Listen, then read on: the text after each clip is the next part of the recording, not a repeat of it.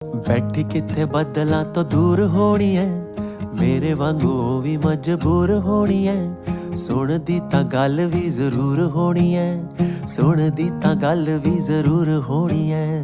ਪਾਕ ਸੀ ਖੁੱਲਿਆਂ ਫਿਜ਼ਾਵਾਂ ਵਿੱਚ ਜੀ, ਕਾਸ਼ ਕਿਤੇ ਮਿਲ ਜਾਵੇ ਰਾਵਾਂ ਵਿੱਚ ਜੀ।